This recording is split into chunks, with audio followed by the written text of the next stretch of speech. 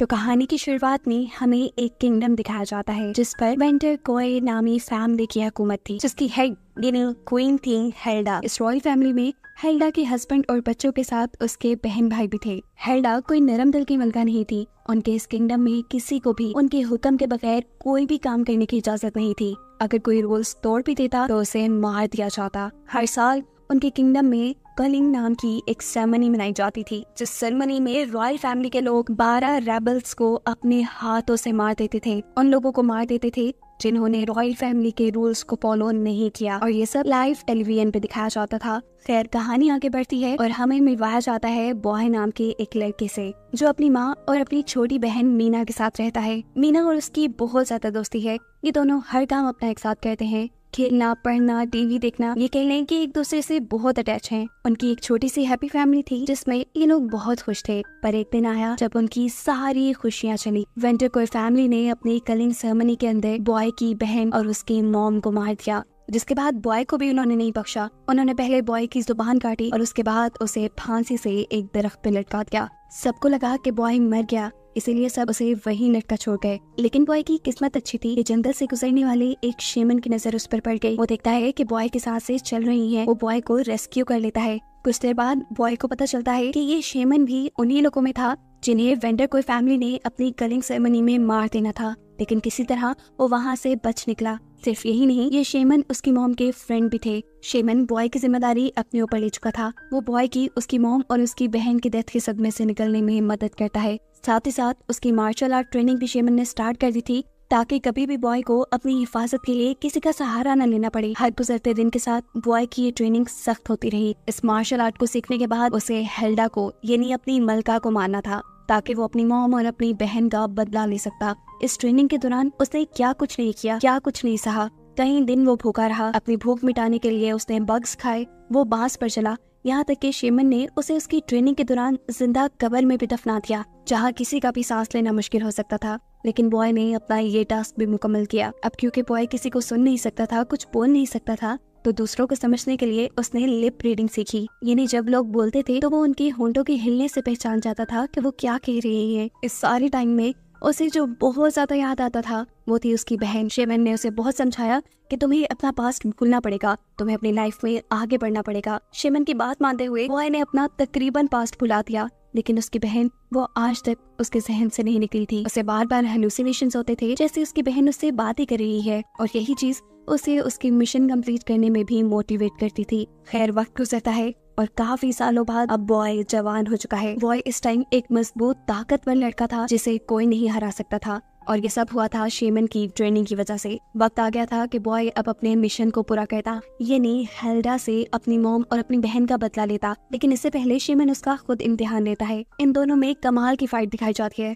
Boy बस जीतने ही वाला था कि आखिरी मोमेंट पे उसे अपनी बहन की हेलुसिनेशंस आने लग गए। ऐसे में वो बहक गया और शेमन से हार गया। उसकी ये हार शेमन को गुस्से में डाल चुकी थी, क्योंकि अब बहुत वक्त हो गया था, इन्हें और इंतजार नहीं करना था। खैर, बॉय अब कुछ शॉपिंग करने के लिए बाजार में जाता है, जहाँ एक लड़की बॉय को एक फूल देती है। ये इतने सालों में पहली मर्तबा था कि बॉय से कोई लड़की इतने प्यार से बात कर रही थी। अचानक ही ये लोग देखते हैं कि वहाँ पे अफरा तफरी मच गई। यहाँ पर रॉयल सोल्जर्स आए थे। पता चलता है कि ये सब कलिंग सेरेमनी के लिए इकट्ठे हुए हैं। ये लड़की बॉय को बताती है कि उसे ये कलिंग सेरेमनी बहुत पसंद है, वो सेरेमनी जिसमें बॉय ने अपनी पूरी फैमिली खो दी। उसे में बॉय उसका दिया फूल उसके मुंह पे मार कर चला जाता है। खुद तो बॉय ये देखते हुए जल्दी से छुप गया था कि रॉयल फैमिली अब मारने वाले लोगों को सिलेक्ट कर रही है। सब कुछ यहाँ तकरीबन ठीक ही चल रहा था, लेकिन तभी क्राउड में खड़ी हुई एक लड़की हेल्डा के हस्बैंड को हेल्डा का पपेट कहकर बुलाती है, जो चीज हेल्डा यानी क्वीन के हस्बैंड को बुरी तरह गुस्से में डाल चुकी थी। वो उस लड़की को मारने के लिए उसके ऊपर शूट कर देता है, लेकिन गलती से गोली किसी और को लग जाती है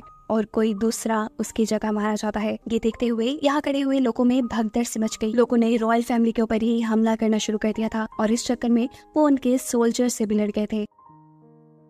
इस टाइम यहाँ पर एंट्री करती है जून 27 नाम की एक लड़की, जिसने रॉयल फैमिली के सोल्जर्स वाले ही कपड़े पहने हुए थे।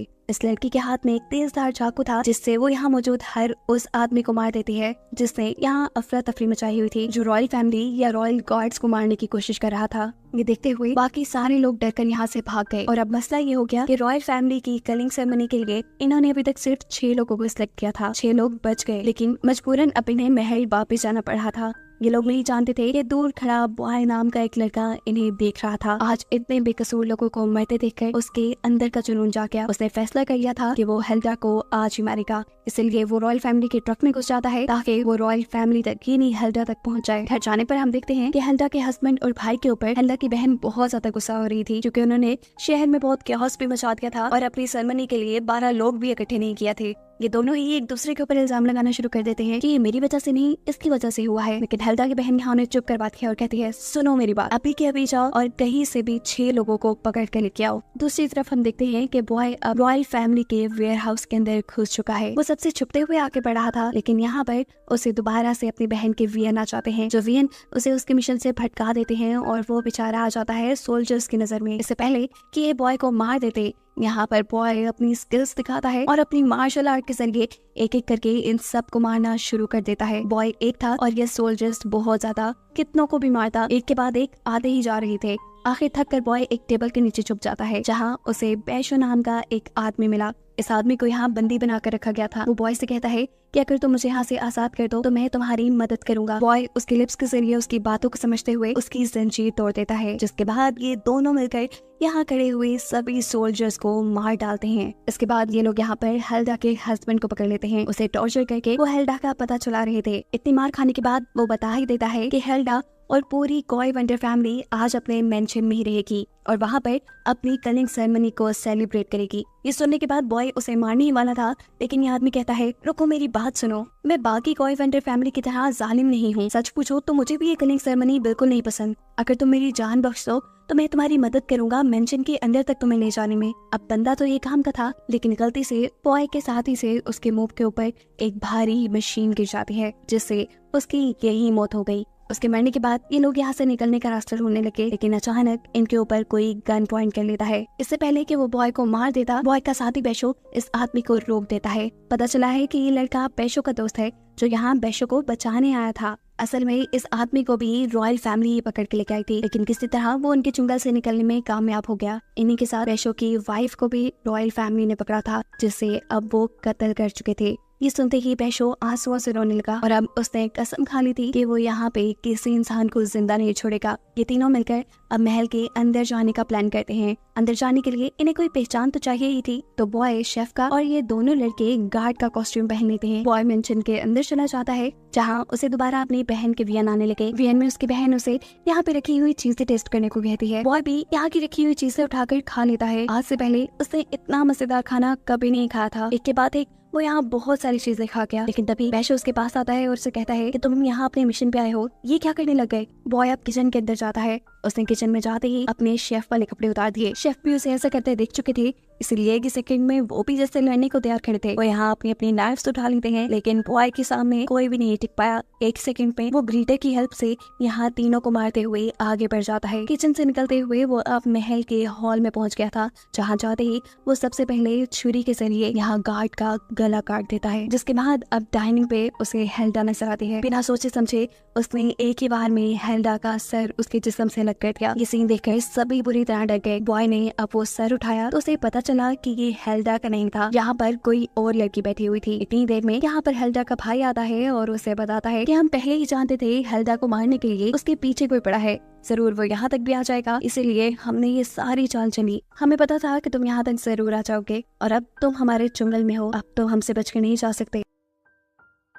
ये लोग यहाँ बॉय को मारने के लिए जून 27 को बुला लेते हैं, जिसने पहले भी बाजार में बहुत से बेकसूर लोगों को एकदम मार दिया था, लेकिन ये नहीं जानते थे कि बॉय को मारना इतना आसान नहीं। जून 27 और बॉय के दरमियान में यहाँ जबरदस्त फाइट दिखाई जाती है। बॉय अपने ऊपर होने वाले जून 27 के अटैक को रोकते हुए उसे यहाँ से ऐसे दूर फेंकता है कि उसका हेलमेट ही उतर गया। बॉय पहली मर्तबा उसका चेहरा देख रहा था, उसने कहा शायद ये चेहरा जाना पहचाना है, और इन सारी सोचों में वो यहाँ बेहोश हो जाता है। उसे जब होश आया तो वो जून 27 के कब्जे में था। वो लड़की उसे कह रही थी, तुम्हारी लड़ाई देख के मुझे पता है कि तुम शेमन के स्टूडेंट हो, तो मुझे शेमन का पता बता दो, मैं तुम्हें छोड़ दूंगी। लेकिन बॉय शेमन का पता बताने के लिए तैयार नहीं था। जून यहाँ तंग आकर उससे चली जाती है, जिसके बाद यहाँ पर उसके सामने हेल्डा का भाई आता है। यह आदमी बॉय से कहता है, तुम शेमन का पता बता दो, क्या प्रॉब्लम है तुम्हें? देखो, तुम शेमन का पता बताओगे और तुम्हें छोड़ दिया जाएगा। असल में बात यह है कि हेल्डा शेमन से डरती है और इसी डर को अपने कम करने के लिए उसने बहुत से मासूम लोगों को मार दिया है। वो बॉय से कहता है कि मैं इन सारी चीजों से तंग आ चुका हूँ,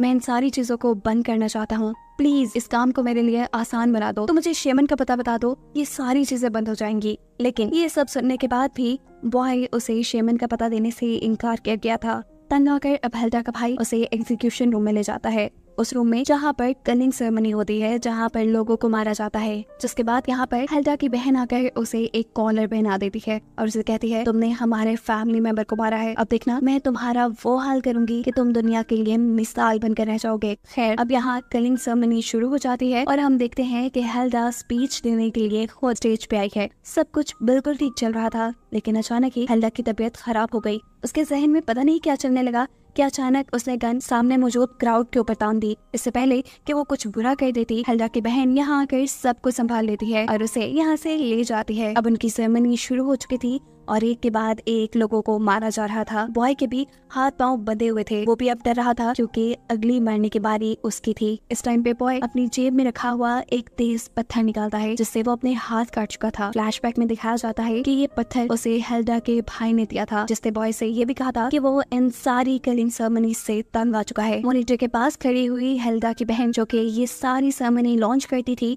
वो बॉय के हाथों को करता हुआ देख लेती है और तभी अपने हाथ में पकड़े हुए रिमोट का बटन चलाती है। ये रिमोट उस कॉलर का था जो उसने बॉय के गले में पहना था। बटन के दबते ही बॉय को बहुत बुरा इलेक्ट्रिक शॉक लगता है और वो वहीं पे गिर जाता है। उसके अंदर अब इतनी ताकत भी नहीं थी कि वो आंखें खोल पाए। उठना तो बहुत दूर की बात। कुछ कॉस्ट्यूम पहने हुए लड़के अब उसे उठाकर एक टेबल पे रख देते हैं। एक आदमी अब बॉय को मारने के लिए अपना कुल्हाड़ा उठाता है, लेकिन सरप्राइजिंगली उसने बॉय को मारने के बजाय यहाँ दूसरे गार्ड को मार दिया। वो अपना मास्क उतारता है और हमें पता चला कि ये और कोई नहीं बल्कि बैशो है, वो आदमी जिसे बॉय ने आजाद करवाया था। और ये तीनों यहाँ हेल्डा को मारने के मिशन से आए थे। यहाँ मौजूद सारे गार्ड्स को मारते हुए वो किसी तरह बॉय को बचाकर यहाँ से दूर ले जाने में कामयाब हो जाता है। ये दोनों बॉय को एक गन देते हैं ताकि वो यहाँ सब कुछ कंट्रोल कर पाए, लेकिन उसी टाइम स्टेज पे हेल्डा की बहन आ जाती है। क्योंकि उसे हर हाल में बॉय को मारना था, वो बॉय के ऊपर शूट करती है, लेकिन गोली बॉय के बजाय उसके दूसरे साथी को लग चुकी थी। ये आदमी बॉय के हाथों में ही मर चुका था। उसका दर्द बॉय को अंदर तक महसूस हो रहा था।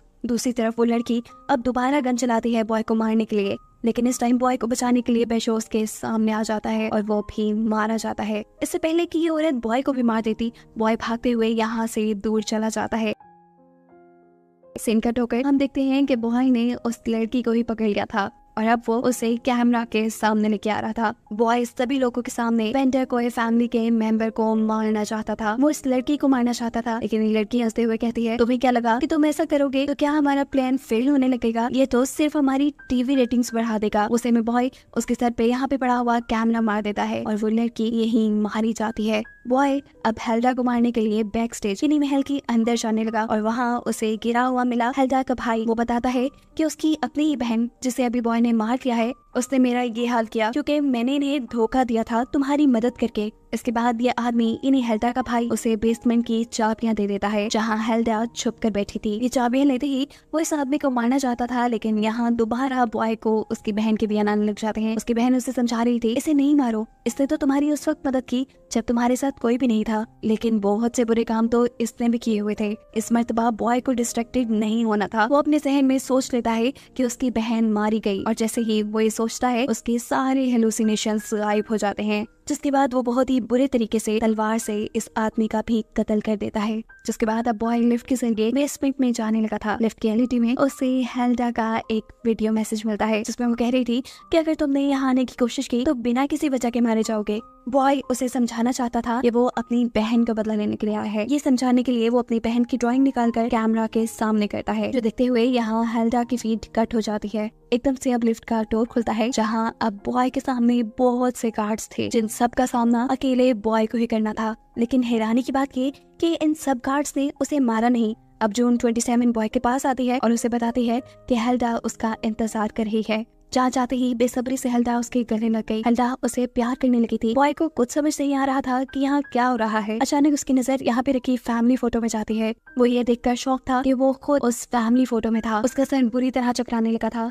उसे समझ नहीं आ रही थी कि क्या हुआ। अचानक एक जोरदार दर्द की लहर उसकी सारी मेमोरीज वापस ले आती है। जो कुछ वो भूल गया था उसे सब याद आने लगा और हकीकत ये थी कि वो खुद हेल्डा का ही बेटा था। हेल्डा उसे दोबारा गले लगाती है और कहती है, मैंने तुम्हें इतने सालों में कहाँ नहीं ढूंढा, मैंने तुम्हारा बहुत इंतजार किया। सीन कट हो गए। हमें अब फ्लैशबैक में बॉय की कहानी दिखाई जाती है। उस कलिंग सेरेमनी में बॉय था तो जरूर, लेकिन विक्टिम के तौर पर नहीं। बॉय तो खुद लोगों को मार रहा था अपनी मॉम के साथ मिलकर। हेल्डा उसे लोगों को शूट करने के लिए फोर्स कर रही थी, लेकिन ये सब उसे बिल्कुल पसंद नहीं था। उसके सामने इस टाइम शेमन और उसकी फैमिली थे। बॉय डरते हुए यहाँ पे बंदूक चलाता है और गलती से वो शेमन के बजाय शेमन की वाइफ को मार देता है। जिसके बाद उसने दूसरी गोली चलाई तो वो शेमन की बेटी पे लग गई, लेकिन शेमन किसी तरह बचने में कामयाब हो गया। बॉय को इन मासूम लोगों को मारने का रिग्रेट था। अपने आप को काम डाउन करने के लिए वो जंगलों में चला जाता है, जहाँ उस पर शेमन की नजर पड़ जाती है। अपनी फैमिली का बदला लेने के लिए वो बॉय को किडनैप कर लेता है। वो उसको इतना मेंटल टॉर्चर करता है, इतना मेंटल टॉर्चर करता है कि बॉय अपने असल को, अपनी हकीकत को ही भूल चुका था।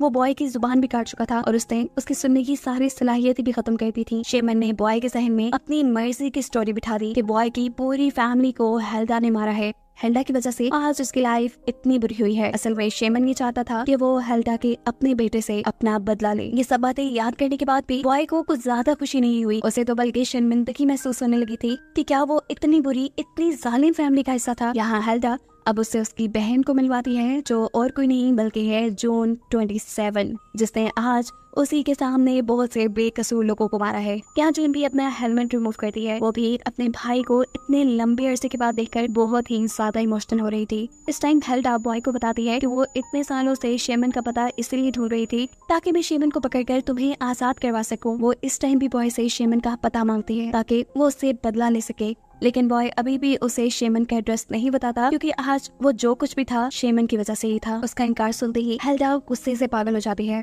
और जून से कहती है, मार दो तुम इस लड़की को, ये नहीं है तुम्हारा भाई, इसे तुम्हारी फैमिली की कोई परवाह ही नहीं। अपनी मॉम की हुक्म पर जून अपनी तलवार तो निकालती है, लेकिन अपने भाई को मारने से पहले उसके हाथ रुक गए। उसके बचपन में हर वो गुजारा लम्हा याद आने लगा जब वो और बॉय एक साथ थे। ऐसे में वो बॉय को मारने के बजाय पीछे मुड़ती है और एक ही बार में हेल्डा का गला काट देती है। ये देखते हुए यहाँ पर खड़े हुए सारे सोल्जर जून और बॉय के ऊपर हमला कर देते हैं, लेकिन ये दोनों इस टाइम एक दूसरे की हिम्मत बनते हैं। एक टीम बनते हुए यहाँ सबसे लड़ने लग जाते हैं। बहुत से सोल्जर्स को मारने के बाद जैसे ही और सोल्जर यहाँ पे आ गए तो ये लोग अपनी जान बचाने के लिए एलिवेटर तक भागे। यहाँ एलिवेटर में जून उससे बात कहती है और कहती है कि जब जब मॉम कहती थी कि तुम मर गए, मैं कभी यकीन नहीं करती थी। मुझे ये बात मालूम थी कि तुम जिंदा थे। मैं दिल में ये बात जानती थी कि तुम एक दिन मेरे पास वापस जरूर आ जाओगे। जून बताती है कि मैं हर उस इंसान से बदला लेना चाहती थी जिसने आपके साथ बुरा किया, जिसने आपको दर्द पहुंचाया, और इसी चक्कर में मैं एक मॉन्स्टर बन गई। इनकी इन्हीं बातों के दौरान एलिवेटर का दरवाजा खुलता है। ये लोग अब ऊपर आ चुके थे जहाँ इनका सामना हुआ था शेमन से। वो बॉय को यहाँ पे खुशी से मुबारकबाद देते हैं